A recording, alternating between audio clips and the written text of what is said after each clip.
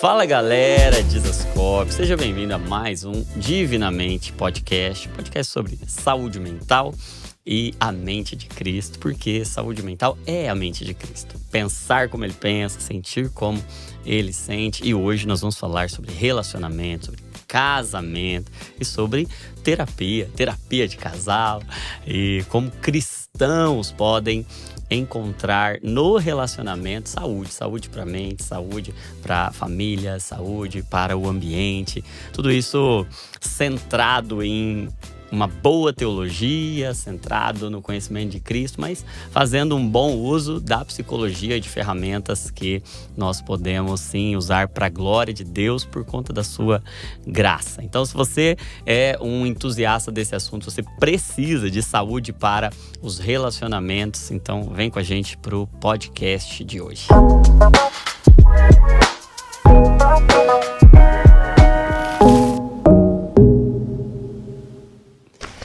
E eu tenho uma honra, vocês não têm ideia da honra que eu tenho de ter aqui uma convidada muito especial, Renata Moreira. Que privilégio ter você aqui, viu, Rê? Eu tava aqui de fã, gente. Eu peguei essa canequinha, falei, tira uma foto. Eu tô aqui mesmo, é real. Uma honra pra mim. Muito obrigada pelo convite, uma alegria poder estar dividindo essa mesa com você. Um privilégio muito grande, viu? Eu conheci a Renata lá em BH, na Igreja Central. Sim. Fui participar de um evento lá e ouvi a Renata ministrando. E fiquei assim, admirado, encantado. Já falei ali, não. Até orei por você, eu lembro, dizendo e pedindo ao Senhor que aumentasse o som da sua voz, que fizesse muitas pessoas ouvirem. E até vou apresentar para você que ainda não conhece um pouquinho assim da biografia da Renata. Não vou nem conseguir falar tudo, senão a gente nem ia terminar, não ia ter conversa. Ia ficar só falando. Na família mesmo, eu ia ficar falando só de currículo dela, né? Mas até vou deixar ela apresentar a família, porque são 4 filhos, são gêmeos no meio da história. É uma mulher de Deus, casada, mãe de 4 filhos. E profissionalmente, psicóloga, professora, supervisora e escritora. Atua com adultos, casais e famílias. E é formada em psicologia pela PUC Minas. E aí, de formações assim, tem tantas formações que eu confesso que eu gastaria aqui pelo menos uns 40 minutos falando de tudo. Acho que a gente pode falar só da última formação, só da né? última. Essa última aqui tem sido a melhor de todas. Ela já vai contar um pouquinho do contexto de conversão, mas trabalha com TCC, com terapia dos esquemas, formações assim, múltiplas fora do Brasil, Alemanha, Estados Unidos, enfim, muitas formações. E agora fundadora da escola de Esther, uma escola para formar terapeutas de casal cristãos. E Renata, você tem sido uma bênção, uma inspiração para muitos profissionais de saúde, para muitos psicólogos cristãos e tem sido bênção para muitos casamentos. Mas eu queria deixar essa parte da psicologia, mais especificamente, um pouquinho para depois. Queria que você falasse um pouquinho sobre o seu encontro com Jesus, porque ele é inspirador e eu queria que você falasse um pouquinho de como foi e depois a gente entra na questão profissional propriamente dita. Né? Eu vou achar ótimo. Eu tava me lembrando quando a gente se conheceu na Central, era a primeira vez que eu ia falar num púlpito, eu me tremia tanto. Eu lembro que você tava assim sentadinho na minha frente. E aí, na hora que a gente se levantou, eu falei, ora por mim, pastor, ora por mim. Porque as pernas estavam, assim, tremendo muito naquele dia. E daquele dia pra cá, né, eu tenho, assim, sentido mesmo um recêntrice na minha vida, na minha profissão. E poder falar desse encontro é a nossa maior alegria. Eu acho que todo mundo, quando encontra com Jesus, só quer falar disso, né? Como é que foi esse primeiro dia? E você já tendo uma experiência vasta de falar em inúmeros congressos, de falar em muitos lugares, mas num púlpito era a primeira vez ali, né? Você estava lá me abençoando. Foi muito especial. E conta então, como é que foi o encontro com Jesus? Então, eu já trabalho com psicologia há mais de 20 anos. E sempre fui muito pragmática, muito técnica. A minha visão era buscar. Quando eu comecei a trabalhar com psicologia, os pacientes chegavam no meu consultório e aquilo ali me deixava um pouco intrigada, porque casais que se amavam estavam se destruindo. Casais que se amavam estavam se divorciando. E é como se aquilo ali não tivesse muito sentido para mim. Eu falei, como assim? Eles se amam, por que eles estão fazendo isso com a relação? Por que eles estão, né, levando o casamento para esse destino? E aquilo me inquietava. E eu fui buscar na ciência as respostas para aquela minha inquietude do porquê que o amor não bastava. O amor humano, o amor conjugal não era suficiente. E fui estudar, e fui fazer mestrado, e fui estudar fora do país. E aprendi muita coisa. Aprendi muitas técnicas, aprendi muitos protocolos. A gente tá numa geração onde o Senhor revelou muita ciência, né, para nós. Então, eu tinha aprendido muita coisa. Mas eu estava num congresso, era o primeiro congresso depois da pandemia, um grande congresso da minha área, era em Porto Alegre. E no hotel, no dia anterior, eu tive um sonho. Aquela excitação de encontrar todo mundo no presencial, era um movimento assim, onde as pessoas estavam 3 anos no online e de repente era o primeiro encontro presencial de quase 4.000 psicólogos. E nesse dia, no meu sonho, eu era uma menininha, devia ter uns 5 aninhos, e eu estava fugindo, eu estava sendo perseguida, sonho de criança. Dr. Johnny era uma aranha gigante, que falava, Renata, me perseguindo. E eu ia de um quarto para o outro, é como se na hora que a aranha ia me pegar, abria um outro quarto. E na hora que ia me pegar, abria um outro quarto, como se fosse uma cuca gigante, assim, abria um outro quarto. E aí quando chegou no último quarto, eu falei, agora eu não tenho mais saída. Eu tive uma sensação de que era o último quarto. E eu lembro, assim, fisicamente daquela sensação, assim, acabou pra mim, agora eu morri, acabou, ela vai me devorar. E aí veio uma mão, assim, uma luz muito, muito, muito, muito forte, me pegou de lá de dentro e me pôs num colo gigante. Como se fosse um colo gigante. Estava muito claro, e eu lembro de olhar pro alto. Falei, quem é você? E ele falou, eu sou Jesus Cristo. E agora quem te cuida sou eu. Naquela hora, eu fiquei muito emocionada, eu chorei muito, mas eu confesso que eu ainda não sabia quem era esse Jesus Cristo que tinha me tirado desse sonho.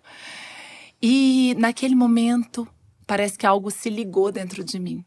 Fui para o congresso, passei 3 dias assim comendo só amendoim e uma dimensão diferente, que hoje eu entendo que a dimensão do espírito tinha ligado, mas eu não tinha ideia do que era aquilo, eu não tinha ideia de como que era ter um espírito vivo, um espírito ligado dentro de mim. E foram 3 dias de muitas revelações sobre a psicologia, sobre a saúde mental, sobre os psicólogos, sobre mim, sobre aquelas pessoas. E quando eu voltei para casa, o aeroporto de Congonhas, em Belo Horizonte, é bem distante da cidade. E aí eu voltei chorando com um pensamento. Eu falei, bom, todo psicólogo uma hora fica louco. Então chegou a minha vez. Chegou a minha vez, porque eu estava, né, tendo sensações assim que eu nunca tinha tido, pensamentos diferentes, uma voz interna muito forte. E aí cheguei em casa, meu marido estava 1 semana fora de casa, praticamente. Aí ele, o que foi que você tanto chora? Eu falei, Estevão, você vai ter que me internar. Porque eu acho que eu tô alucinando, eu acho que eu tô, né, dissociei, eu vou precisar de ajuda. E minha filhinha de 11 anos, minha caçulinha, chegou correndo com um desenho na mão.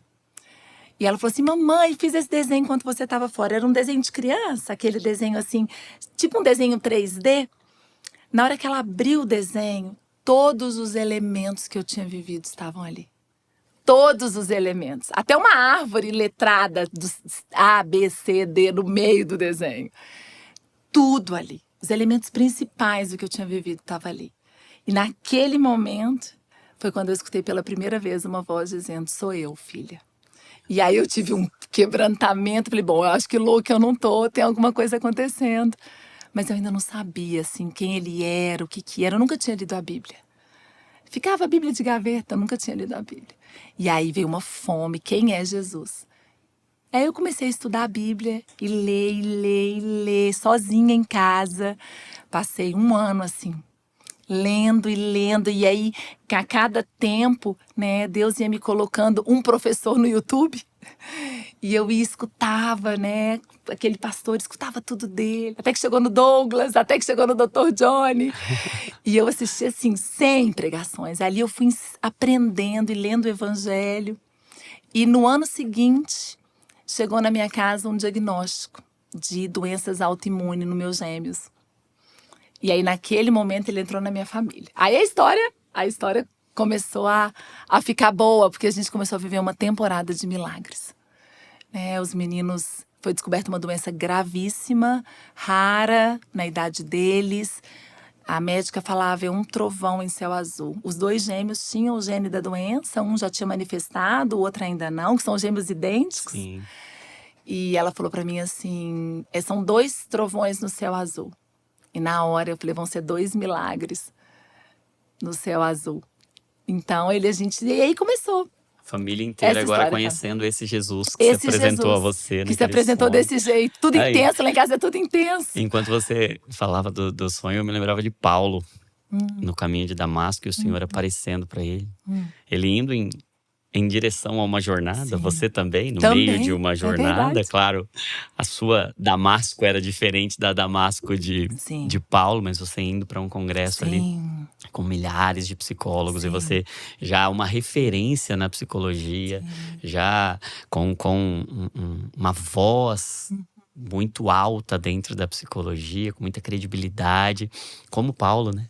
Com muita credibilidade, com nunca tinha muita pensado. voz, com muita Sim. autoridade. E o Senhor aparecendo para ele, dizendo, sou eu, né? Uau. E derrubando ele ali. E você Bem assim. ficou literalmente derrubada. Derrubada, cega. Também, sem ver. Também. Tentando Também. tatear, entender e discernir o que estava acontecendo ali, é né? Mas assim como Paulo, que estava sendo levantado como um apóstolo, como alguém que ia trazer uma nova visão, que ia ser usado pelo Senhor para estabelecer fundamentos e que já tinha uma base. Paulo, com toda aquela bagagem, né, do seu conhecimento teológico, da lei, e como ele mesmo se declara, né, quanto à lei, fariseu, extremamente zeloso, com um currículo maravilhoso.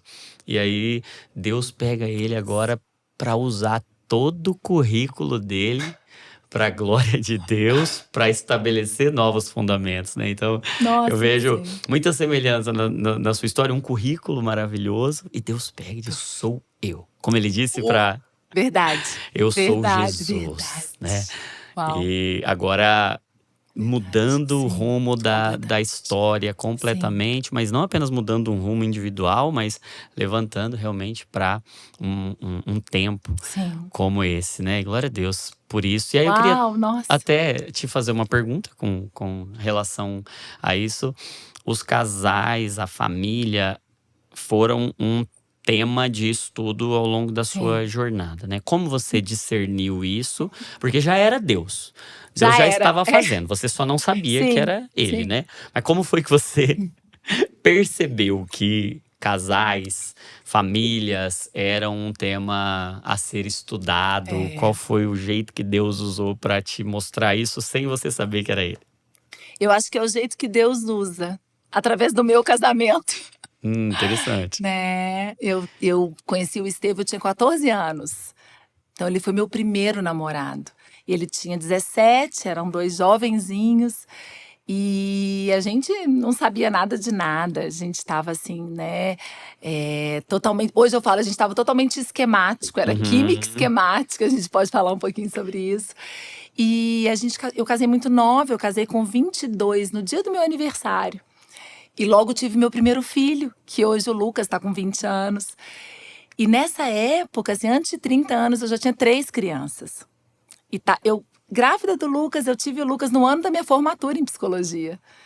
E eu lembro que eu estava na universidade, eu falava assim, eu vou encontrar alguma resposta aqui. Eu vou encontrar alguma resposta aqui.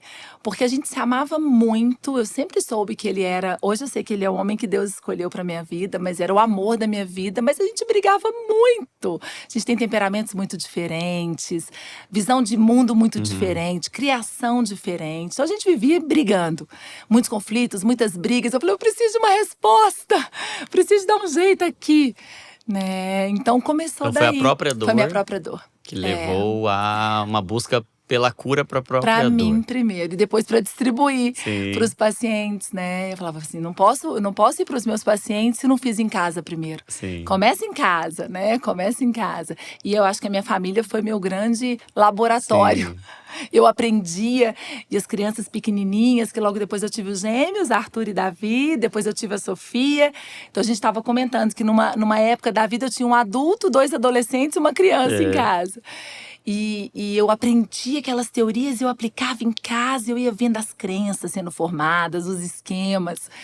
E a minha família sempre foi, assim, o meu lugar, assim, de encontro com tudo aquilo que estava, né, que eu estava aprendendo. Sim. E aí fazia tanto sentido, funcionava de tal maneira. Eu falei, agora eu vou ensinar para os meus pacientes a fazerem também. Interessante isso, né? Como Deus costuma fazer, qual é o caminho de Deus? Consolar a gente para que por meio da nossa consolação ele possa consolar outros, né? Até porque acho que parte muito de um princípio ativo, como os medicamentos, né? Que tem um princípio ativo. Tem um princípio ativo no poder de Deus que é a compaixão.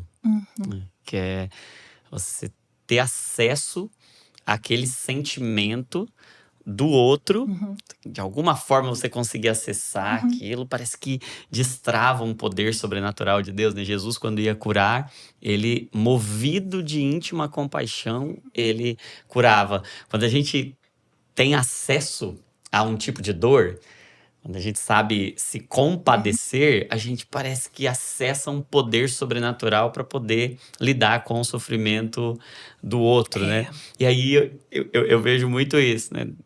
E talvez isso dê sentido para muitos dos nossos problemas, das nossas dores, porque é bem possível que no meio do nosso problema esteja o nosso propósito. Sim. É bem possível que no meio da nossa dor, das nossas feridas mais profundas, estejam os ministérios que o Senhor quer nos dar. E aí eu vejo esse coração redentor de Cristo, que não desperdiça nada, né? Que não é o culpado de nenhum dos nossos problemas, mas que é o redentor de todos eles, para agora a glória dele ser revelada, usando como pano de fundo, como cenário, a nossa própria dor. Agora tem um propósito, tem um caminho de cura que a vida de Cristo transcende a nossa própria morte, as nossas dores, né? E aí, como que foi a chegada até a terapia dos esquemas? Como que foi da psicologia, que você se formou lá com 23 anos, estava ali nesse contexto de início de casamento, e até os 30 já tinha 3 crianças, assim, 1 com 4 e 2 com 1, gêmeos. Aí, como que chega na terapia dos esquemas? E explica um pouco também do que a terapia dos esquemas traz de diferencial que te atraiu. Mas antes eu queria só fazer um comentário quando você estava dizendo, Johnny, do quanto o propósito está no meio do problema. Porque eu vivo isso tanto no consultório. Às vezes chega um casal hoje e eu recebo casais assim de vários lugares do Brasil, com vários contextos. Na hora que eles chegam, eles me entregam o problema, eu falo, aonde está o ministério deles? Aonde que está o ministério deles? Porque é muito real isso, assim. Eles estão ali vivendo a maior dor, para que daquela dor seja exprimido algo que vai depois abençoar outras pessoas. Muito bom. Né? E os casais, quando começaram a chegar no meu consultório, eu atendi individual na psicanálise, mas eu me sentia assim, muito incompetente na psicanálise. Era uma teoria muito difícil. E eu falava assim, eu não consigo entender, isso aqui é muito, muito difícil. Eu olhava meus colegas e eu falava, vocês estão entendendo? Isso aqui era muito complexo. E eu sou muito, muito didática, muito prática, muito simples, assim, no entendimento das coisas. Aquilo era muito difícil para mim. Mas na faculdade, na graduação, a gente não tinha terapia do esquema, não tinha terapia cognitiva, e era aquilo que eu entendia que tinha de ferramenta para a gente trabalhar. E eu confesso, assim, que era uma clínica muito subjetiva, assim, era uma clínica muito… Funcionou, né? Hoje eu falo, glória a Deus, naquela época que bom! Mas o que eu fiz? Eu não tinha muito conhecimento específico dos processos que estavam acontecendo ali. E aí, nessa insegurança de atender, eu pensei, não, psicologia não é para mim. Psicologia não é para mim, isso aqui não é para mim. E aí, eu falei, eu sempre fui empreendedora, tenho uma família empreendedora, essa veia empreendedora sempre teve em mim. Eu falei com meu marido, vamos montar uma loja de roupa de neném? Eu tinha o Lucas pequenininho e eu falava assim, a gente entrega em casa. Isso há 20 anos atrás, né, era inédito. Hoje tem de entregar as roupinhas em casa. Montamos a loja. A loja chamava Verde Blue, a loja estava prontinha, grávida de gêmeos. E aí descobri que estava grávida de gêmeos. Aí o médico falou, olha, não vai dar para ter 2 empreendimentos ao mesmo tempo. Olha como é que o senhor vai voltando. Não, filho, não é que não, volta para psicologia.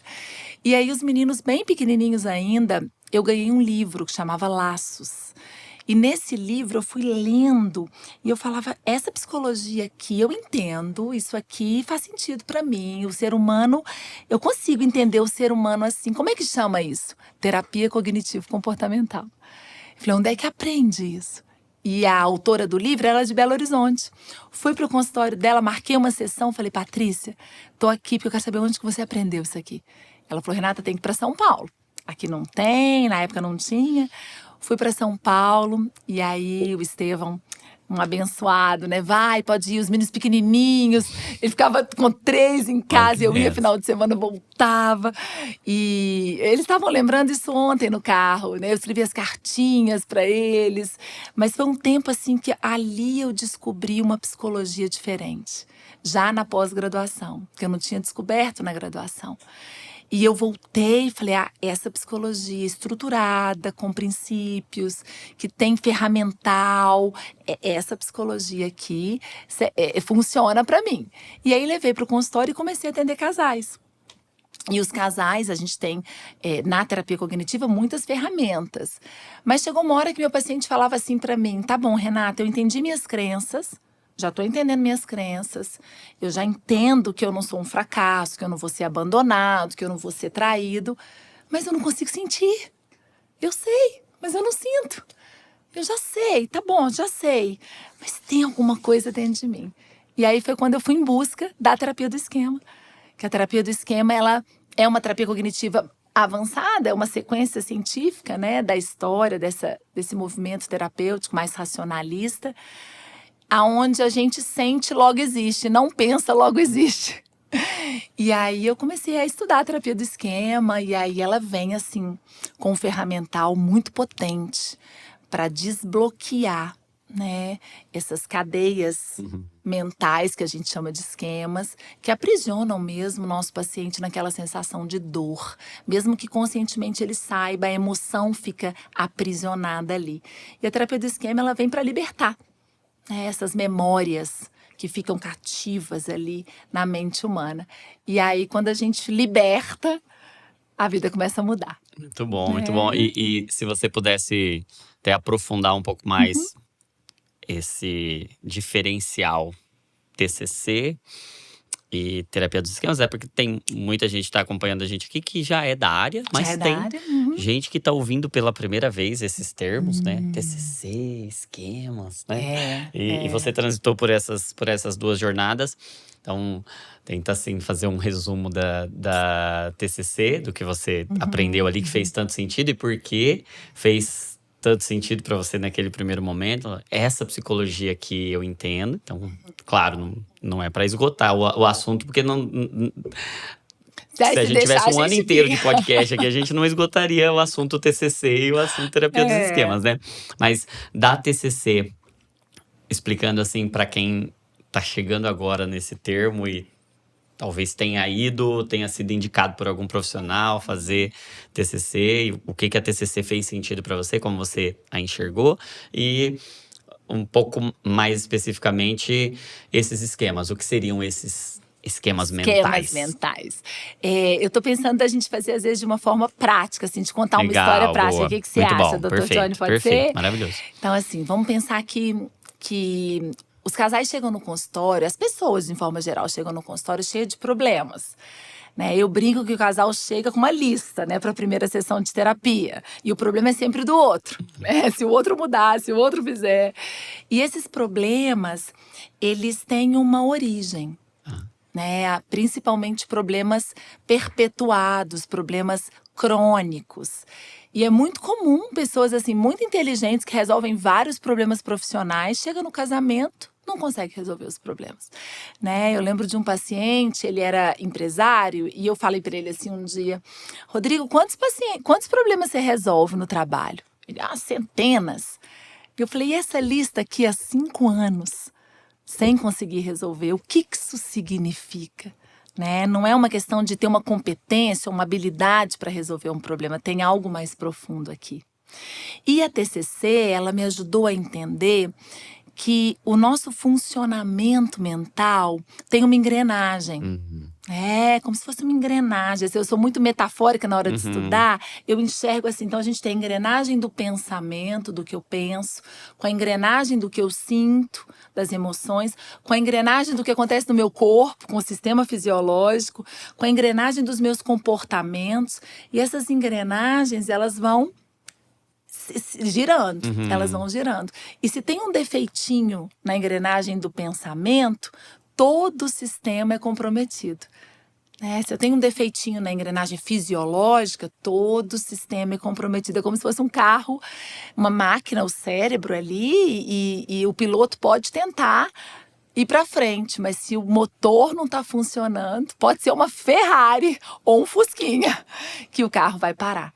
Né? E esse funcionamento da mente, a TCC, ela traz muita técnica para a engrenagem do pensamento, para a engrenagem das emoções, para a engrenagem dos comportamentos. Sim. E por muito tempo ela foi assim muito satisfatória na clínica. Sim. Eu não sei se a gente já explicou, mas TCC, terapia Terapia cognitivo-comportamental. Não lembro se a gente já tinha falado, mas se não falamos, vamos a gente abrevia, repetir. Né? Isso. E só que essa engrenagem que deu um defeitinho, ela não começa no momento presente. Ela não começa com 40 anos. Ela tem uma raiz, ela tem uma origem. E a TCC, ela me ajudava a entender quais eram as crenças, mas não me ajudava a entender por que elas foram formadas, de onde que elas vêm, aonde que está a origem dessas crenças disfuncionais. E aí até a terapia do esquema foi desenvolvida por um pesquisador chamado Jeffrey Young, e ele era discípulo do Aaron Beck, que é da TCC. E ele aprendeu a terapia cognitiva ali purinha num laboratório da Pensilvânia e foi para o consultório. Quando ele chegou no consultório, o paciente dele era borderline. E aí ele falava: isso aqui não funciona, não dá tempo, porque ciclava muito.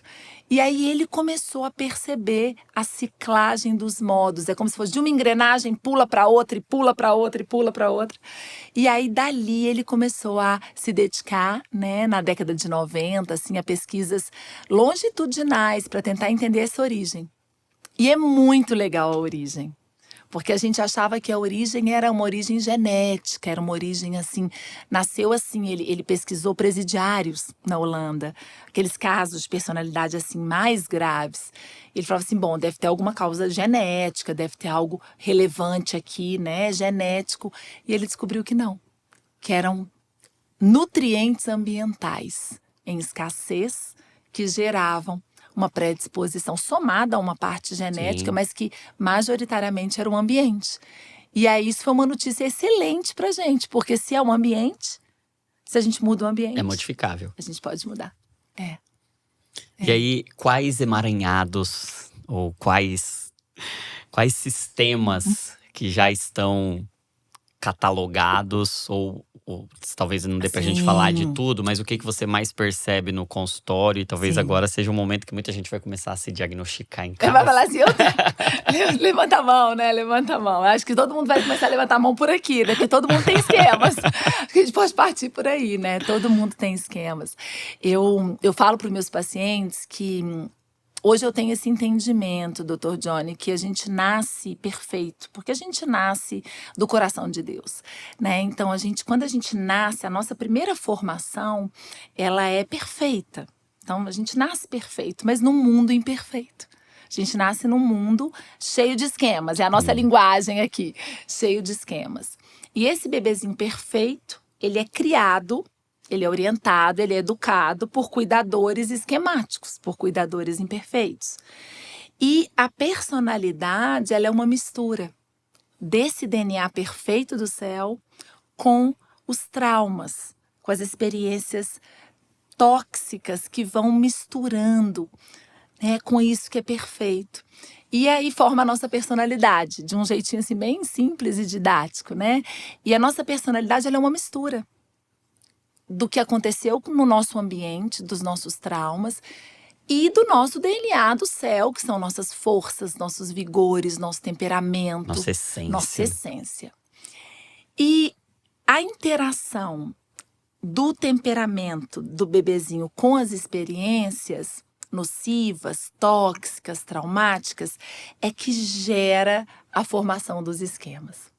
Mas lá no Recentre-se, eu estudei muito o livro de Josué. Eu me lembro. E o livro de Josué, assim, me ensinou muito sobre a mente humana, porque é como se a mente humana fosse a terra prometida. E toda terra prometida, ela é fértil, abundante. Então, tudo que você planta numa terra fértil, vai crescer.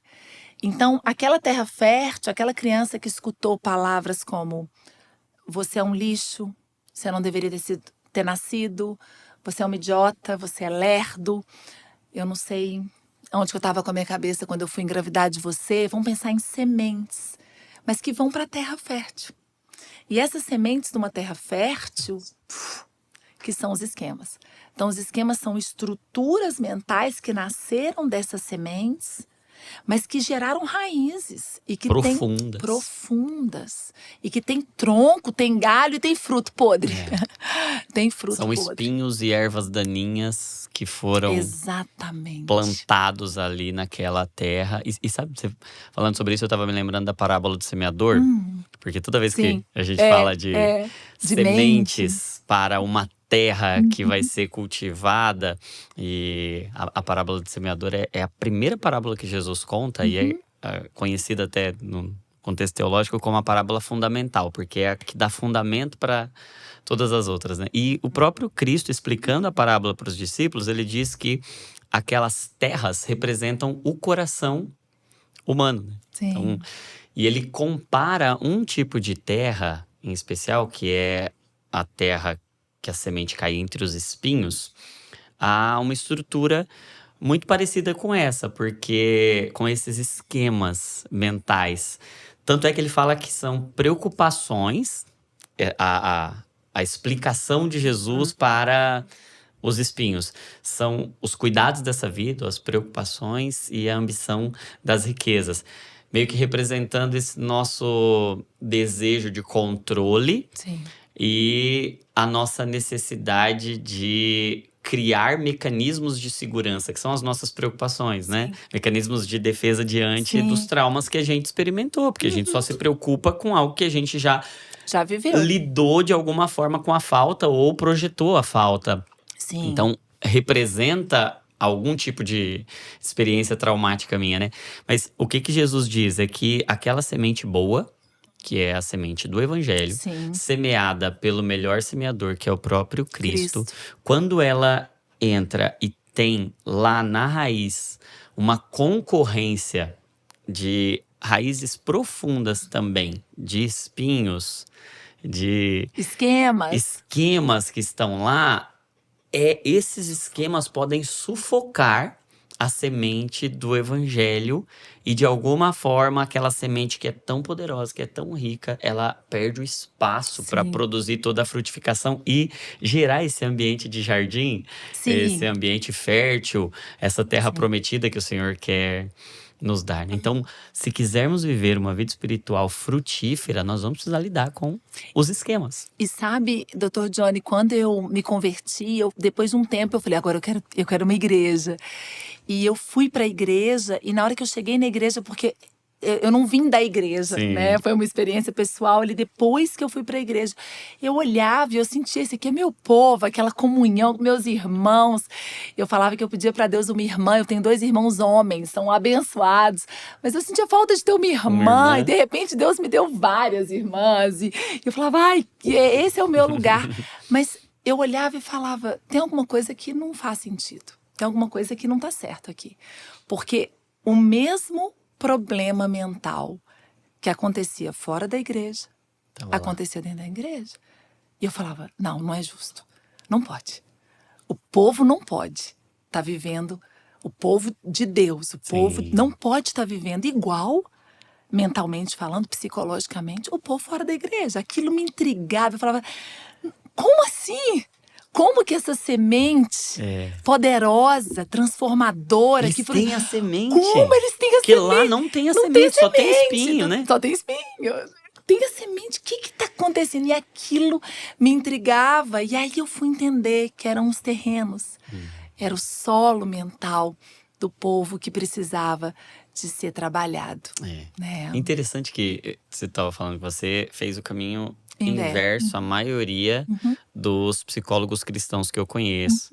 É porque eu até conheço bastante muitos psicólogos cristãos que são cristãos de berço e que estavam lidando ali com perguntas difíceis de serem respondidas nesse quesito. Por que que mesmo crendo em Deus, por que que mesmo tendo a semente, por que que mesmo tendo o conhecimento da verdade e as crenças Sim. certas, eu creio no Evangelho, creio que Jesus é o Senhor e Salvador da minha vida, eu creio que Ele é o meu Redentor, mas por que que ainda assim Por quê? eu tenho tantas dores, tantas aflições, Sim. tantas angústias e tantas emoções e comportamentos que eu não queria ter. E eu vejo esse movimento de alguns cristãos, claro que não é uma maioria, tem até um tabu ainda em muitos contextos essa relação entre psicologia e fé cristã, essa dualidade, esse aparente conflito. Sim. Mas tem um número maior de psicólogos cristãos que foram da fé cristã para a psicologia, que vieram da psicologia para a fé cristã, eu não conheço tantos assim. É. E esse diálogo fé cristã e psicologia é um diálogo ainda com muitos ruídos de Sim. comunicação, Sim. né? E que eu acho maravilhoso você ter feito o caminho inverso, porque um monte das inquietações e das preocupações que o psicólogo cristão que fez esse caminho de cá, de vir da fé cristã para a psicologia tem, você vindo de cá para lá pode trazer a resposta. Esse caminho de vir daqui para cá, eu já sei porque eu vim daqui para cá. Então, o que você está buscando aqui, eu já tenho, eu estou trazendo para cá, né? E o que você percebeu de maiores desafios nessa comunicação ou nessa visão da alma a partir do que você conheceu da psicologia e a partir do que você conhece da fé agora? Em que lugar que você coloca essa relação psicologia e fé que é tão conflituosa para muita Uau, gente? Nossa, eu vou até respirar fundo para responder Essa deixa eu tem respirar fundo. Né, tô lembrando da Maíra. Vamos fazer uma meditação aqui antes, pra gente poder. Abraço pra Seguir. Maíra, Abraço Maíra pra Maíra, Nogueira, querida. nossa amiga em Nossa comum. amiga querida. Bom, quando a gente estava conversando um pouquinho antes, hoje a gente tem um cenário, né? Vamos pensar num cenário real, estatístico. De um lado, a gente nunca teve tanta ciência.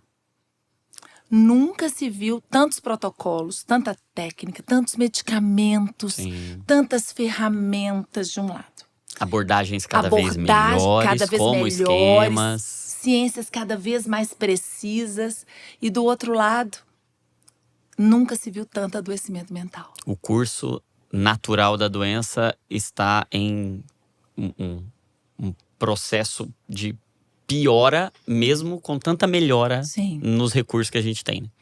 E essa linha horizontal era a linha que eu trabalhava. Eu estava do lado de cada ciência, olhando para o povo adoecido e cada vez os pacientes mais graves, as famílias mais prejudicadas, o sofrimento, os índices de suicídio, de depressão, de ansiedade subindo, causa morte, doenças cardíacas, câncer, só declinando com a ciência e a nossa área só subindo. Tá acontecendo alguma coisa, o que tá acontecendo? Né? E nesse período foi quando eu comecei a conhecer a Bíblia, o Evangelho. No início, eu olhava assim, meus livros científicos na prateleira, eu falava assim, não, essa teoria aqui não deve estar aqui não, né? Não deve ter essa ciência que aí estava aqui. Estava aqui, esquema por esquema, técnica por técnica, teoria por teoria. Uma hora eu falei, desistir, tá bom, vou ficar com um livro só. Né? O que eu faço agora com esse tanto de livro? Eu falei, gente, a ciência tá correndo atrás. Eu pegava um estudo, eu falava assim, gente, esse estudo é muito atual. Nossa, um estudo muito atual sobre gratidão, sobre compaixão, muito atual. Mas já estava tudo aqui, 2000 anos, não tem nada de atual nessa ciência, está atrasada. Mas a ciência vem correndo atrás, a gente está num tempo muito fértil de ciência, eu sinto que Deus está nos revelando muito. Né? A psicologia de 40 anos atrás não tinha nada disso que a gente hoje acessa. Mas quando eu fui conhecendo e fui, nessa época, até contando uma historinha assim em paralelo, que eu acho que faz parte disso tudo, os meus meninos tiveram essa doença autoimune e foi na época que eu comecei a estudar, fazer isso. A psicologia e a terapia do esquema. A psicologia, o evangelho e a terapia do esquema. O evangelho e a terapia do esquema. E eu estava maravilhada com aquilo. Eu gosto muito de estudar com tudo aquilo que eu estava aprendendo, né? E eu fiz uma série. Vou voltar um pouquinho. Os meninos adoeceram e um grupo de mães começaram a orar por eles, de amigas. Eram 10 amigas, vamos orar pelos meninos. Aí os milagres começaram a acontecer. De 10 mães viraram 200. De 200 viraram 300. Era um grupo de mães ao alto. Vou até mandar um beijo para elas, mães ao alto. Que mães é um grupo... ao alto. Mães ao alto. As mãos ao alto e as mães ao alto. A mães ao alto é as mães se rendem, né? Mães ao alto rendida. E a gente... Eu ficava tão grata, assim, de pensar naquele movimento, de todas aquelas mulheres parando para orar pelos meus filhos. Aquilo me constrangeu, aquele amor me constrangeu de uma tal maneira que eu falava, Senhor, como é que eu posso retribuir para elas isso que elas estão fazendo? E a forma de retribuir foi dividindo tudo isso que eu tinha aprendido, porque no consultório poucas pessoas conseguem chegar ao consultório, né, de psicologia. Terapia ainda é uma coisa inacessível, já está melhor, mas não é todo mundo que pode. Falei, eu vou dividir. E aí eu começava a gravar áudios para elas, fiz uma série, Esquemas versus Espírito. E aí eu falava dos esquemas, depois eu vinha aqui e falava o antídoto. Então tá lá no Spotify, quem quiser acessar, legal. Tá lá Mães ao Alto. Mães ao Alto, lá no Spotify. Se eu fosse você, eu ia lá. Mas espera terminar aqui. Depois depois vai. Anota aí pra você não esquecer. E aí esse ano, inclusive, já o grupo se aumentou, nós já somos mais de 600 mulheres e agora eu tô numa série Reconstrutoras, falando sobre a reconstrução dos vínculos conjugais, dos vínculos, dos casamentos, aí terapia de casal e o evangelho, assim, para elas. Mas nesse tempo, onde eu estava vendo a ciência e entendendo o evangelho, eu vi que essa linha na horizontal, ela estava falha, estava faltando uma parte, né, que era a linha da vertical. Né? Então, assim, ou a gente olha para o alto, ou a gente olha o que a gente chama na psicologia de transcendência, ou a gente começa a estudar a espiritualidade, entender o poder do que vem do alto, ou a gente não tem saída. E aí eu vou começar a estudar transcendência, espiritualidade. Na terapia do esquema, a gente tem uma parte do que eles chamam de adulto saudável, que tem uma faceta que é a transcendência. Então, a transcendência, ela já é estudada, ela já é, né, para psicologia mesmo pesquisada, mas ainda de um jeito tímido, ainda de um jeito, né, assim, nos bastidores, nos bastidores, falando assim numa linguagem muito neutra, né, espiritualidade, transcendência, né?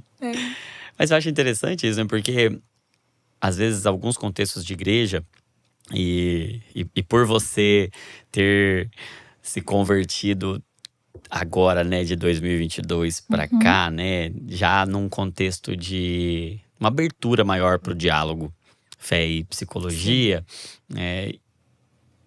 uma boa parte dos cristãos que vêm lá de 30, 40, 20, 10 anos até para cá, ainda olha para a psicologia com muitas ressalvas. Muito cristão que não procura terapia de casal e tá lá se divorciando, aí tá cometendo um pecado. Sim. Assim, do adultério, do divórcio, de quebrar a aliança. Os esquemas estão reinando. Os esquemas reinando e não os casais. tem a coragem. Então tem a coragem de divorciar, mas não tem a coragem de procurar terapia de casal para ter um recurso de um conhecimento da graça, porque tem uma resistência ainda muito grande. Quantas pessoas vivendo no pecado, os esquemas reinando ali, levando a comportamentos compulsivos, pecaminosos, enfim, extremamente autodestrutivos e autodestrutivos. Mas, não, terapia não é uma coisa de Deus, não é eu tenho que vencer tudo olhando ali para a espiritualidade fragmentada, muito superficial, um pedacinho da espiritualidade, né? E não tendo essa visão do vertical e do horizontal, né? Essa visão de cruz, que eu acho que é o equilíbrio realmente, é a visão mais completa da alma, essa visão que inclui tudo que é vertical e tudo que é horizontal, mas tem essa resistência ainda muito grande. Aí fica o nosso conselho aqui para você que é cristão, para você que ama Jesus, para você que tem um compromisso com a vontade de Deus, é que você não desperdice ferramentas da graça de Deus, porque a própria psicologia está fazendo um movimento de aceitação de aspectos da espiritualidade, meio que dizendo assim, nós queremos ouvir o que vocês têm a dizer. Existe algo na espiritualidade que a gente não sabe explicar muito bem, e não são eles que vão conseguir explicar, porque eles não são especialistas na parte espiritual. Quem vai explicar isso somos nós, cristãos, mas essa aproximação é uma aproximação extremamente redentiva, e o tabu, o medo, o receio, a insegurança, a gente pode submeter e render, né? Entregar a Jesus mesmo, mas assumir esse protagonismo, esse papel mesmo de alinhamento. Nós precisamos de profissionais de saúde, de psicólogos cheios do Espírito Santo, produzindo ciência, fazendo uma boa ciência aqui, mas também com muito compromisso com o Senhor, com uma visão muito saudável teologicamente, olhando para as escrituras com essa lente inteira, com essa lente integrada, né? Então, há esse caminho de reconciliação, de redenção, e glória a Deus por isso. Quero até aproveitar e fazer um convite para você que é profissional de saúde, é cristão e quer viver essa vida profissional, essa vocação alinhada com a sua fé, para participar com a gente. Renata vai estar lá também, dia 25 de outubro, do nosso congresso de profissionais de saúde cristãos. E como eu vejo um mover do Senhor mesmo por um avivamento que vai contar de forma muito especial, de forma muito participando assim fundamentalmente profissionais de saúde, um avivamento psicológico. Eu creio nisso, que vai contar com profissionais de saúde. E se você é um desses profissionais de saúde que amam a Jesus, que tem um compromisso com a Igreja de Jesus e quer essa visão de saúde, você precisa estar lá no Congresso de Profissionais de Saúde. Imperdível, imperdível. Eu vou te ouvindo, Dr. Johnny, eu vou me queimando por dentro, porque uma situação que acontece com a psicologia, né, talvez com a psiquiatria também, é tão loucura isso, porque nós fomos por um caminho na contramão. Porque o que a gente fez? A gente partiu, corpo é corpo, mente é mente, espírito é espírito. Então, assim, como que a gente fragmentou algo que Deus fez junto? Eu pensava, gente, Deus fez junto, Ele não fez só um espírito só. Tanto que Ele é três, Jesus, Ele é tudo.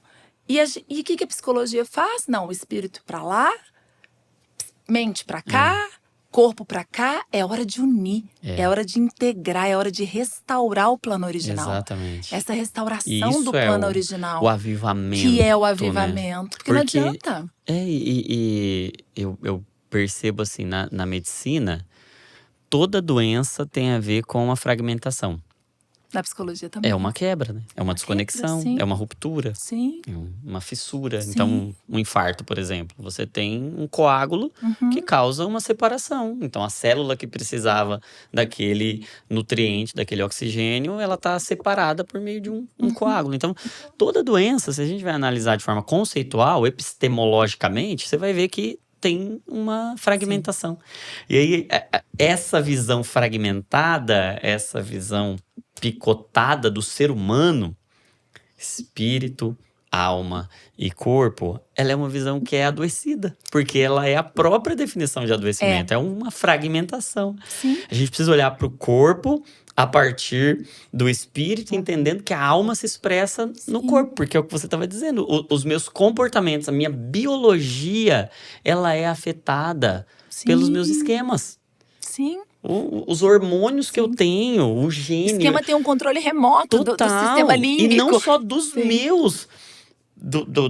Dos meus comportamentos, mas dos meus pais, a epigenética, os comportamentos que são transmitidos de certa forma ali na capa do gene. E tanta coisa que tá aqui que não dá pra gente olhar de forma fragmentada. O espírito afeta o corpo, então o espírito está no corpo, está na alma, a alma está no espírito, está no corpo, e a gente não vai. Puramente. É como tentar separar a trindade, como você estava dizendo, né? Logicamente, com toda licença, toda vez que a gente fala da trindade, assim, nenhum exemplo humano é capaz de chegar na dimensão da trindade, assim. Mas é como olhar para o tabernáculo, por exemplo. O tabernáculo lá no Antigo Testamento, que tinha uma parte externa, o átrio, e aí tinha uma parte interna que tinha o lugar santo, e a parte mais interna que era o Santo dos Santos. Mas você não via, o átrio para lá, o lugar santo para cá e o santo dos santos pra cá. Eles só andavam juntos. Eles estavam o tempo todo. Onde o átrio ia, o lugar santo ia também. E o santo dos santos ia também. Não podia fazer uma subsede do santo dos santos lá em uma cidade e o átrio ficar em outra. Não. Essa realidade que é uma metáfora desse lugar onde Deus mora. E quem é o lugar onde Deus mora? A gente. Então, Imagina, ele deve ficar lá assim, tá me partindo. Comparadamente, né, metaforicamente, é como se o nosso corpo fosse o átrio, a nossa alma fosse esse lugar santo que faz uma intersecção e o Espírito Santo dos Santos, mas tudo isso está acontecendo ao mesmo tempo. O culto é ali inteiro, né? E aí eu queria, partindo dessa nossa introdução, queria até ir para alguns problemas mais práticos. E aí você dá algumas dicas para casais que estão lidando com esquemas. Queria que você falasse, assim, de alguns esquemas, quantos você achar que dá para falar aí, os principais e como você, talvez até compartilhando alguns casos clínicos que você possa aí, tanto fictícios como casos que você, de repente, lembre que possa compartilhar, mas como esses esquemas são vistos na prática e como a terapia pode ajudá-los a viver a vontade de Deus, essa terapia a partir do esquema e espírito, como é que junta tudo, junta isso tudo. e faz casais que estão lá lutando, sofrendo, encontrarem a plenitude.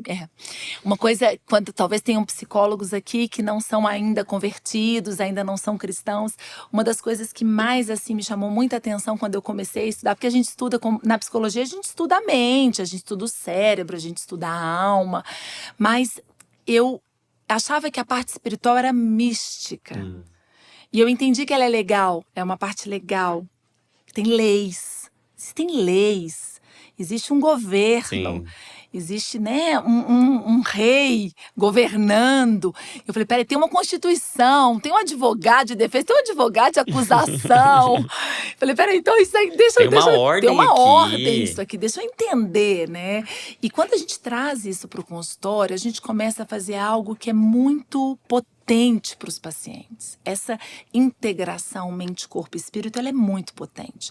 Muitos psicólogos cristãos, eles com medo de fazer essa integração, eles não traziam para os consultórios o tema da espiritualidade, mesmo que os seus pacientes fossem cristãos. Sim. Hoje a gente tem a psicologia baseada em evidência e um dos princípios é falar a linguagem do paciente. Sim. Então, quando o meu paciente chega para mim e fala, olha, eu sou cristã, nós somos cristãos, a gente tá… Isso é tema, isso tem que fazer parte, é a linguagem. Entendê-lo dentro do contexto Entendê-lo dele. dentro do contexto. É respeito a ele. É respeito a ele. Se o paciente fala, olha, eu sou engenheiro, a gente vai usar os exemplos da engenharia, se eu sou… Então, isso é algo assim, muito humano. Sim. Poder falar da fé do nosso paciente, deixar ele expressar livremente e usar a parte Mas espiritual existe dele. uma potestade de medo no profissional de isso saúde aí. cristão. Muito. É como se fosse um assunto assim, mesmo que o paciente queira falar sobre isso, que faça parte do mundo dele, da cosmovisão dele, do interior dele, do contexto dele.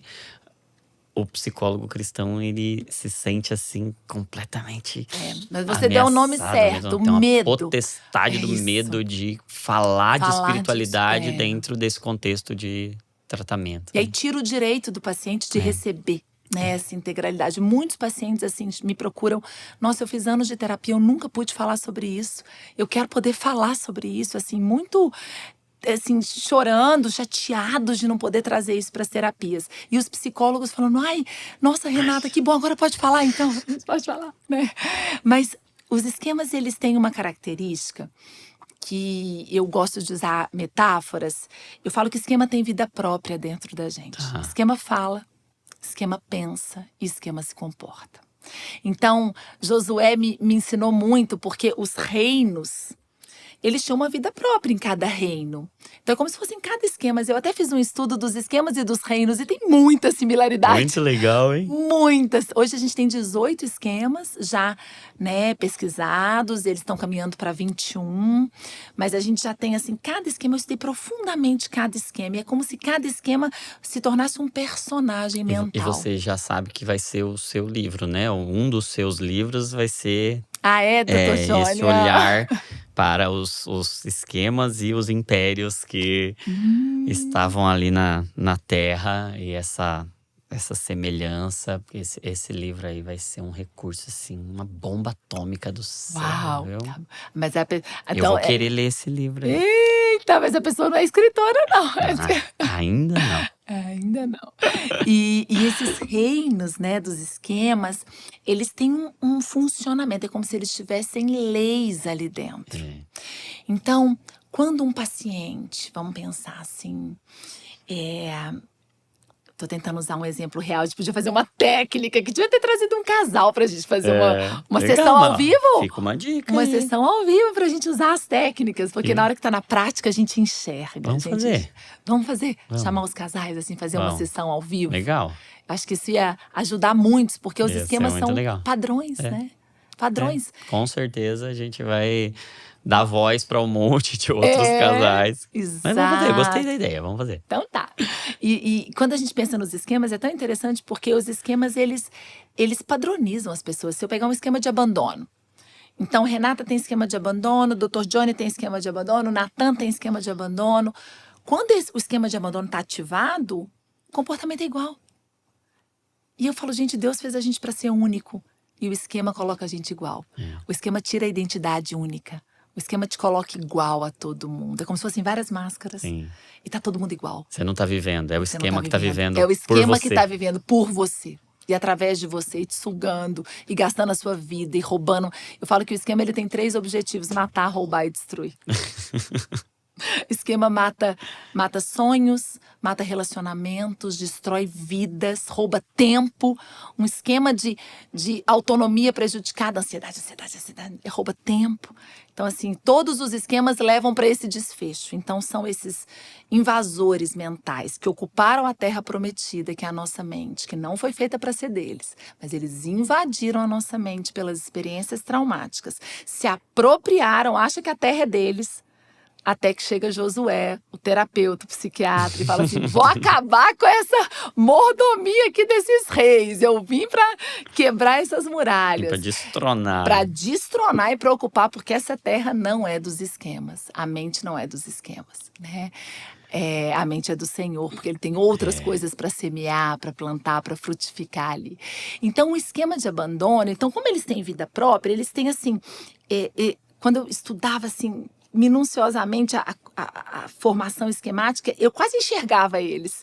Quando eu falo para o meu paciente assim, fecha os olhos, a gente usa muita técnica vivencial.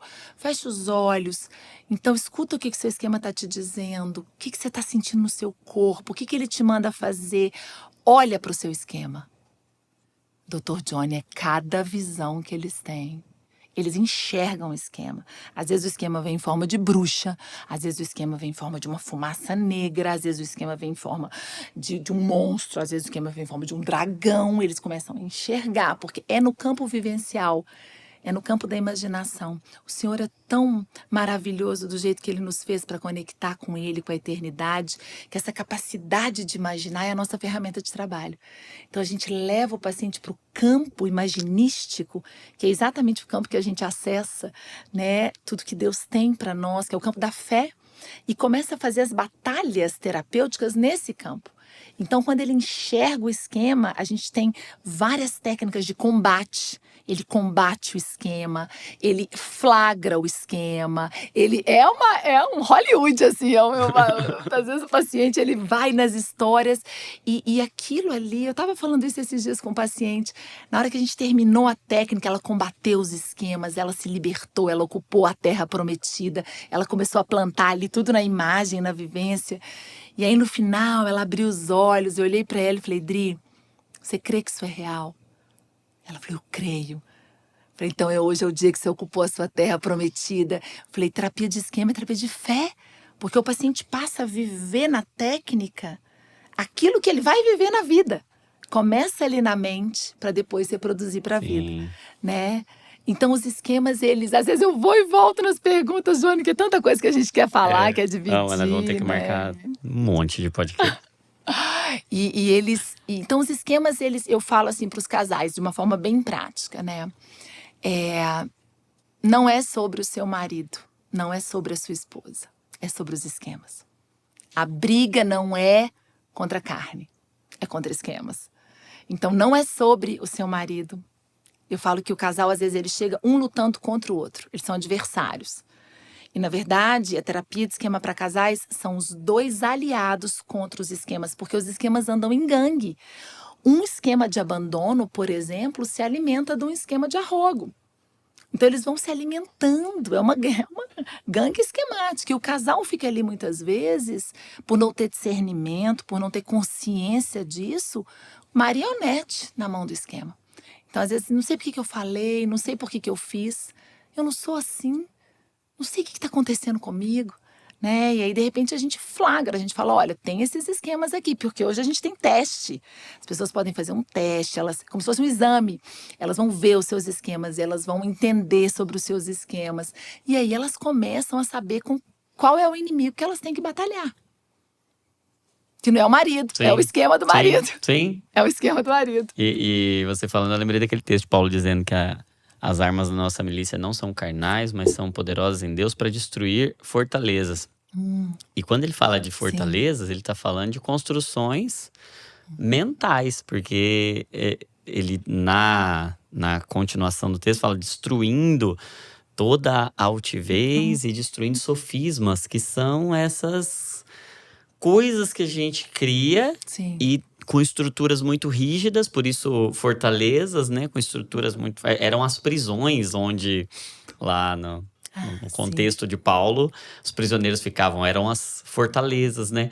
E é justamente esse lugar que nos aprisiona, são esses esquemas mentais onde a gente fica preso, onde a gente não consegue viver e a gente não luta a luta certa. A gente fica lutando contra o outro quando a gente devia olhar agora o relacionamento excelente para ajudar a gente a descobrir os nossos esquemas, né? Ele vai ser como um espelho, um olhando pro outro. No relacionamento eu vou conseguir ver as minhas incompetências. E mais do que isso, porque os esquemas, eles se alimentam da nossa mente. Então o esquema gasta a nossa energia neural, glicose, né? Você entende isso melhor do que eu, né, Johnny? Gasta nosso cérebro, gasta energia, consome, é um devorador. devorador, né, de almas. E esse consumismo, o que acontece com a gente? A gente fica esgotado. A gente não tem força, a gente fica fraco, a gente chama desnutrido. Então, o esquema, ele me deixa sempre desnutrido, porque eu não vou na direção daquilo que eu preciso. Eu vou na direção errada. O esquema é como se fosse uma cegueira. Então, eu preciso de ir numa direção e eu vou para outra. Então, por exemplo, vou dar um exemplo real, que aí eu acho que fica bem na prática, né? Eu tô me lembrando de um casal que ela tinha um esquema de abandono e a voz desse rei abandono falava para ela: ele vai te trair, você vai acabar sozinha, não adianta. Ele tá aí falando que gosta de você, mas ele só tá falando isso porque ele precisa do que você faz em casa. Ele não gosta de você de verdade. Ela vai ouvindo aquilo, vai ouvindo aquilo, vai ouvindo aquilo. E aí o marido, sem saber de nada, sem saber que tinha esquema no meio, chega em casa e vai dar um abraço nela, por exemplo. O abraço era um nutriente necessário para ela. Ela precisava daquele abraço. Mas movida por aquela voz esquemática, ela começa a se irritar com ele. Ficar com raiva dele. Aí na hora que ele chega perto dela, ela fala: não quero saber. Não, por que você tá me dando um abraço? O que você tá querendo com isso? Deve estar com segundas intenções. E aí o marido, sem saber de nada, sem entender nada, aí o esqueminha dele fala assim: tá vendo? Nada que você faz é suficiente. Esquema de fracasso. Você fez tudo pra ela, tudo que ela pediu, chegou em casa, foi dar um abraço nela e ela te rejeitou. Aí começam as vozes do marido. Aí ele começa a se irritar com ela. E aí ela, na hora que o esquema abranda um pouquinho, ela vai dar o abraço nele. Então tá, então agora vem cá. Ele fala: agora quem não quer sou eu. E aí começa. Né? Então assim, o esquema, ele gera comportamentos na contramão daquilo que a gente precisa nas relações, né, humanas. Meu Deus, como isso é profundo. É profundo. É profundo demais. E como esquemas conversando entre si, esquemas se relacionando, sempre vão ser autodestrutivos, vão consumir a si mesmo e o outro. Essa coisa que você estava mencionando, né? Deles se aliarem de alguma forma como gangues ali, fazendo uma catástrofe muito maior.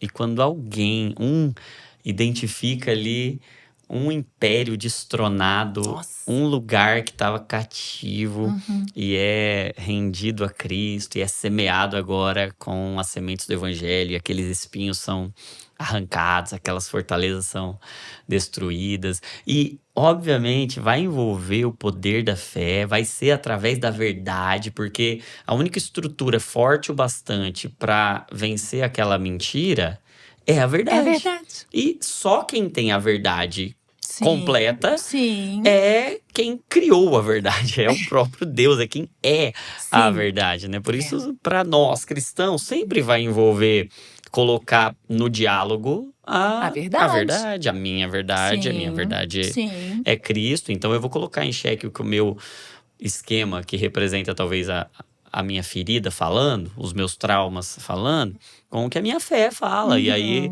esse diálogo eu comparo isso com evangelizar a própria alma, né? Como se a nossa alma fosse um campo missionário que precisa ser completamente evangelizada. E, como Jesus disse, ide por todo mundo, pregue o evangelho a toda criatura. Nesse campo mais interior, é como se ele estivesse dizendo: ó, ide pelo seu mundo inteiro aqui de dentro, pela sua mente, completamente, e pregue o evangelho para cada centímetro, para cada milímetro, para cada célula, porque tá em tudo que te envolve, né? E você falou então, você já mencionou aí o esquema de abandono, esquema de arrogo, esquema de fracasso. Fala mais 3 aí, depois o resto o pessoal quiser conhecer, te procura lá para conhecer todos. Para conhecer os esquemas, né? Fala mais. Quando eu estudava terapia do esquema, os estudos eles falavam que os esquemas não... A minha pergunta era assim: a gente consegue curar os pacientes? A gente consegue tirar todos os esquemas? A gente consegue... Eu ia lá na história de Josué, eu falei: vamos ver até onde ele vai Josué, e vai mais um esquema, e vai mais um esquema.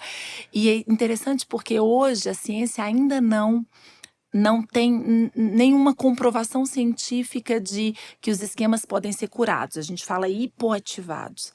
Mas a minha esperança está em Jesus, porque ele não tinha esquemas. Então, se Jesus veio, se fez homem, e ele não tinha esquemas, né? Então nós também podemos chegar lá. E nós né? já temos essa mente de Cristo, porém ainda aguardando a consumação.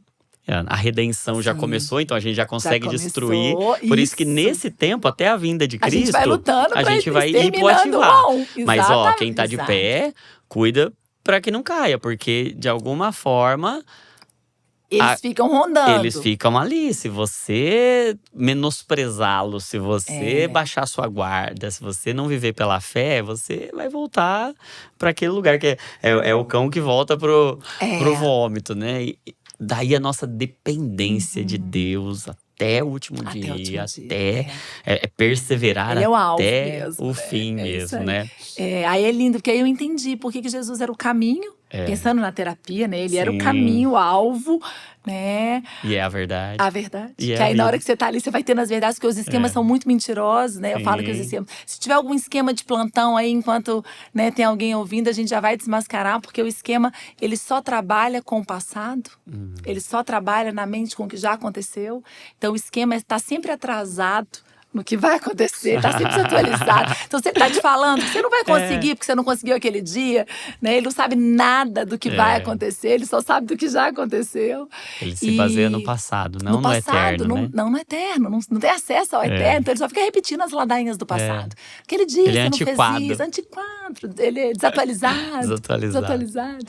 Né? E aí, depois da verdade, porque a verdade, né, ela vai fazer esse processo acontecer até chegar na vida. Porque hoje a gente tem né, vivos mortos.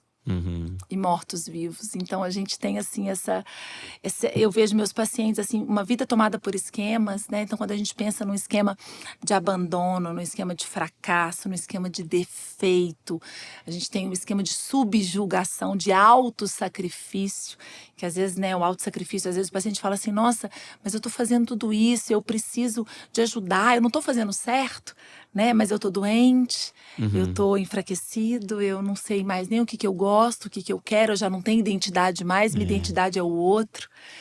Né? A gente vai vendo assim que os esquemas eles vão tomando conta de uma tal maneira. E esse de autossacrifício, ele é tão tentador para alguns cristãos, né? Porque ele se disfarça de renúncia, de amor, ele se disfarça de generosidade, mas muitas vezes é porque se eu não fizer esse esquema não é satisfeito, e aí eu me sinto sem valor, porque o meu valor tá no que eu faço. Tá no que eu faço. E no que eu faço para ele o outro. Ele é utilitarista, né? É utilitarista, Se a gente for, depois a gente pode até aprofundar nisso, os disfarces esquemáticos. Todos são disfarçados. Todos são disfarçados, né? O esquema, por exemplo, de defeito, ele às vezes se disfarça num vitimismo. Olha o que fizeram comigo, é por isso que eu não consigo, olha como eu sou, né? Então eles têm sempre um disfarce, porque o esquema ele pega uma verdade, porque o esquema pega uma verdade, mas distorce essa verdade, camufla essa verdade, deixa uma verdade ali torta, né? Eu falo que o esquema ele é um útero que deforma a identidade das pessoas. Muito bom, muito bom, muito bom. E fala um pouquinho da Escola de Esther. Para quem quiser conhecer, para quem… A Escola de Esther tá nascendo, legal. né? Começou a nascer no coração de Deus. Eu estava ano passado fazendo uma supervisão com as alunas, que eu já dava aula. E aí veio esse nome, Escola de Esther. Falei, Escola de Esther. E aí corri para o livro de Esther. E aí, orando muito a Deus e pedindo esse discernimento, eu fui entendendo que é tempo de a gente reaprender a fazer psicologia. Muito da psicologia nos afasta da verdade. A psicologia, muitas vezes, ela nos distancia da verdade. Ela nos distancia dos bons resultados mais do que nos aproxima. Né? Então, infelizmente, assim, a gente ainda tem uma cultura de uma psicologia que não dá conta de nos levar para o lugar que eu acho que é o lugar da psicologia de Deus. Que é dessa psicologia que integra como instrumento dele para fazer, né, toda essa cura da mente, da alma. E a Escola de Esther, ela veio para a gente poder reaprender a fazer psicologia, né, à luz desses valores. E é terapia do esquema para casais, a gente está começando, vai começar agora dia 30 de maio, nossa primeira turma, Legal. né, onde as psicólogas também vão estar sendo tratadas, porque a gente só pode levar aquilo que tem dentro de nós. Então, as psicólogas também precisam ser tratadas, cuidadas, curar os seus esquemas para poder levar os seus pacientes nessa jornada. Muito bom, muito bom. E você atende ainda? Tem ainda espaço para atendimento? Eu atendo, assim, eu falo que é a agenda do Senhor, então assim, eu faço imersões terapêuticas. Legal. Então a gente trabalha com imersões de 4 horas, 8 horas para casais. Então, quando tem um casalzinho assim que eu falo, esse aqui eu vou atender, e aí a gente também faz clínica. Muito bom, muito bom. E eu tô com um monte de convite para te fazer, pra gente construir algumas coisas juntos aqui no Divinamente também. Trazer. A gente tem uma certificação para profissionais de saúde cristãos, que Olha, sensacional. tem sido uma bênção também. Uma turma também de psicólogos que está sendo construída a partir dessa visão. E eu acho que a gente pode agregar muito com essas percepções. E não só esses convites para essas participações, mas queria que você voltasse muitas outras vezes para a gente fazer. Vai ser uma honra para mim. Para fazer esse quadro aí de atendimento, para a gente falar mais sobre esquemas e sobre outros que a gente de repente não conseguiu falar hoje, para a gente fazer esse alinhamento teológico e psicológico, essa construção de uma psicologia que é nova, que pouca gente conhece. Mas glória a Deus pela sua vida, viu? Nossa, queria te agradecer assim, imensamente por ter vindo, por esse papo. Como eu tô assim, coração. Nossa, eu também. Queimando aqui. Eu tenho certeza que quem tá acompanhando a gente também. Pensa, gente, eu escuto o Dr. Johnny indo pra academia todos os dias. Eu tô lá na academia, escuto ele todos, de repente eu tô escutando assim ao vivo, eu não tô nem acreditando nisso. Como eu aprendo com você, assim, né? Eu queria honrar a sua vida, porque o que você vem trazendo, assim, de entendimento, de discernimento, com uma simplicidade, com uma linguagem para todos. A gente trabalha com muitos psiquiatras, e muitas vezes, às vezes, a linguagem a gente não consegue decodificar, e de repente vem, né, você, assim, com tanto conhecimento, mas com tanta simplicidade que você democratiza, você dá acesso a todos a essa psiquiatria cristã, né? Então, assim, eu aprendo muito, eu sei que você, assim, vai modificar a clínica de muitos da psicologia, que precisam desse conhecimento da psiquiatria, precisam de entender isso, precisam de trazer isso para o consultório, né? Então você é uma grande referência para nós. Gratidão pela sua vida, gratidão. Glória a Deus. Obrigado pelas palavras que muito encorajam. E vamos junto, vamos junto. Um caminho pela frente. E você que assistiu até aqui, você tem uma responsabilidade agora. Você não pode sair daqui sem deixar uma mensagem para Renata, sem deixar aí nos comentários assim, eu quero que a Renata volte muitas e muitas vezes. Então deixa aí nos comentários essa mensagem, que ela vai ver lá os comentários. E, se você foi abençoado, faz isso agora. E uma segunda coisa, compartilha assim o máximo que você puder, manda lá em todos os grupos. Todo casal ou futuro casal precisa saber disso agora. Você não tem noção do quanto isso aqui pode mudar destinos, pode mudar famílias inteiras, gerações e gerações. Você entende? Se um esquema perde o controle da mente, se ele é vencido, você não tem ideia da quantidade de frutos que Deus pode trazer, de quantas pessoas vão ser alimentadas por esses frutos. Então compartilha, é o que você faz com generosidade, com amor, e isso muda a vida de muitas pessoas. Compartilha. Se você ainda não está inscrito aqui no canal do Zascope, faz isso agora também, porque aqui nós temos um objetivo, é te deixar mais parecido com Jesus, com uma mente mais parecida com a mente de Jesus, com a mente de Cristo, porque é isso, é essa mente livre dos esquemas, é essa mente que é um jardim que dá fruto, que alimenta, que nutre, que vivifica. Então, esse é o nosso convite. Se você tem esse objetivo, ter essa mente saudável, ter a mente de Cristo, então se inscreve aqui no canal Dizascope. E se você é profissional de saúde, convite especial para você é participar do nosso congresso dia 25 de outubro. Não importa se você é psicólogo, médico, fisioterapeuta, enfermeiro, fonoaudiólogo, TO, qualquer técnico de enfermagem, dentista, você é da área da saúde? Nutricionista, todas as profissões da área da saúde, nós temos um encontro, vai ser um dia inesquecível, 25 de outubro. outubro em Campinas. O link vai estar aí na descrição para você fazer a sua inscrição. Minha amiga, muito obrigado, viu? Foi uma bênção, eu que agradeço. Eu tô assim, eu também. com um misto de sentimentos, porque eu queria ficar conversando muito mais. Eu também, se deixar, a gente faz vigília. Isso é um sinal de que vamos precisar de muitos outros podcasts. Vai ser uma honra. Mas obrigado, viu? Obrigado pela honra, obrigado pelo que Deus tem feito através de você, por você se entregar assim, se render assim. E Deus está fazendo com você o que fez com Paulo. E para um outro campo missionário. Sim. A psicologia é um campo missionário. É verdade. A saúde mental é um campo missionário. E Deus tem te levantado para isso. E você tem um intercessor aqui, tem um amigo, um irmão. E obrigado, viu? Deus abençoe você, sua casa. Muito obrigado, doutor Jônio. O Estevão, que é uma bênção.